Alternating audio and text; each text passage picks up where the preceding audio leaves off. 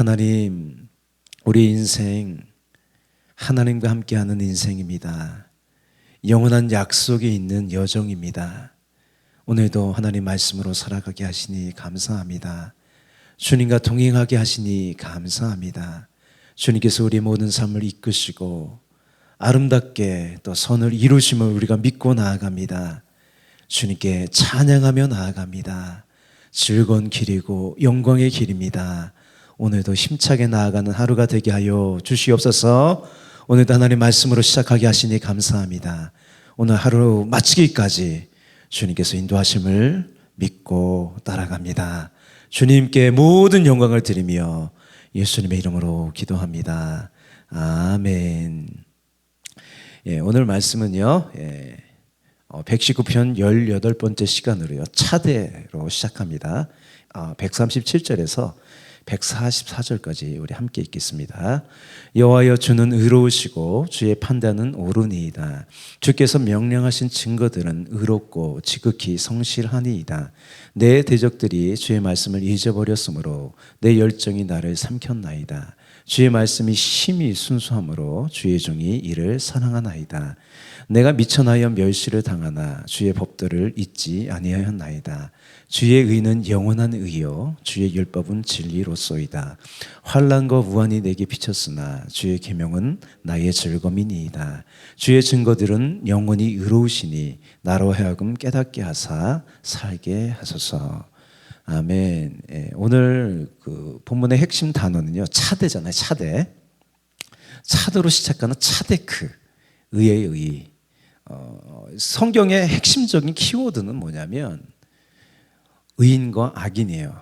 그죠? 시편에서도 주제가 뭐예요? 의인과 악인. 지혜서인 잠언에서도요, 의인이라는 단어가 무려 62번이 나와요. 그러니까 주로 어떨 때 나왔냐면 악인과의 대조를 통해서 나와요. 이 말씀을 한번 볼까요? 대저 의인은 7번 넘어질지라도 다시 일어나려니와 악인은 재앙으로 말미암아 엎드러지느니라. 그렇다면 누가 악인이고 누가 의인이냐는 거죠. 멸망할 수밖에 없는 악인을 의인이 되게 하시는 것이 뭐예요? 하나님의 구원이에요. 하나님은 의로워요. 그것이 구원으로 나타났다는 거예요. 하나님은요, 멸망하는 사람은요, 그냥 내버려 두지 않아요. 하나님은 의로우시기 때문이에요.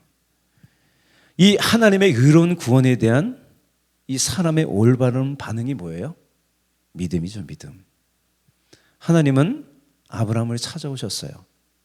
구원하시려고 찾아온 거예요. 아브라함은요, 하나님을 믿고 따라갔어요. 그죠? 이 믿음을, 이 아브라함의 믿음을 하나님은 의로 여겨주셨어요. 아브라함을 의인이라고 칭해 주신 거죠. 이 구약의 약속대로 이 땅의 구원자가 되시는 예수님이 오셨고요, 십자가에서 구원을 이루셨어요. 그를 믿는 자마다 구원을 얻어요. 이 기독교의 핵심이 되는 이 두 말씀을 한번 볼까요? 다 같이 읽겠습니다. 복음에는 하나님의 의가 나타나서 믿음으로 믿음에 이르게 하나니 기록된 바 오직 의인은 믿음으로 말미암아 살리라 함과 같으니라. 모든 사람이 죄를 범하였음에 하나님의 영광이 이르지 못하노니 그리스도 예수 안에 있는 성령으로 말미암아 하나님의 은혜로 값없이 의롭다 하심을 얻은 자 되었느니라. 아멘. 아멘. 본문은요, 하나님의 의가 무엇인지 보여주고요, 더불어 하나님의 의에 대한 우리의 반응이 어떠해야 하는지를 보여줘요. 이제 본문을 좀 볼게요. 137절과 138절은요, 하나님의 의로우심이 무엇인지 보여줘요.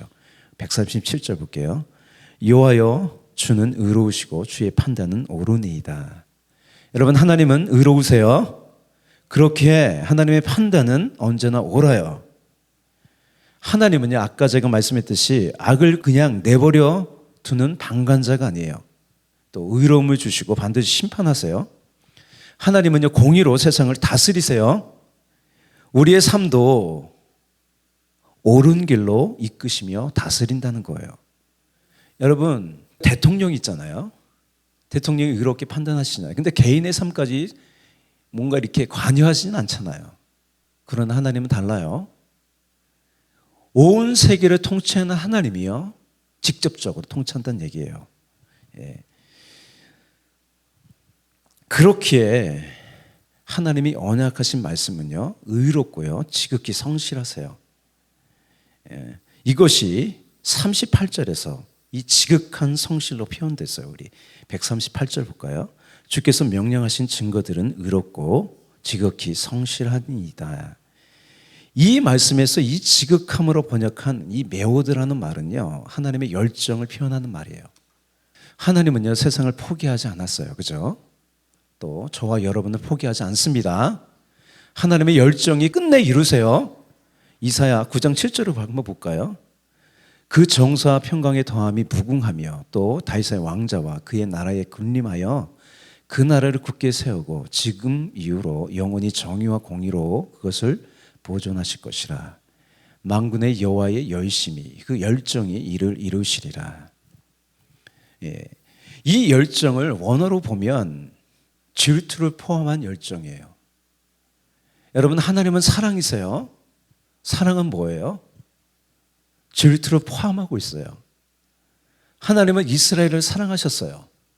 그런데 이스라엘이 우상을 따라가면 질투가 나는 거죠. 질투. 여러분, 사랑이 없으면 질투도 없습니다. 우리 아가서 말씀 볼까요? 너는 나를 도장같이 마음에 품고 도장같이 팔에 두라. 사랑은 죽음같이 강하고 질투는 술같이 잔인하며 불길같이 일어나니 그 기사가 여호와의 불과 같으니라. 이 하나님의 그 열정을 안 이 시인은요, 가만히 있을 수가 없어요.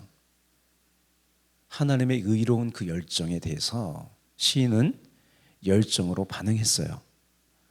이 열정은 하나님의 약속이 이루기까지 믿음을 가지고 인내하는 거죠. 이 인내는요, 그냥 나태함과 안일함이 아니에요. 하나님을 향해 열정으로 반응하는 거죠. 우리 139절을 볼까요? 내 대적들이 주의 말씀을 잊어버렸으므로 내 열정이 나를 삼켰나이다. 하나님은요, 우리를 위해 독생자를 주시기까지 사랑했어요.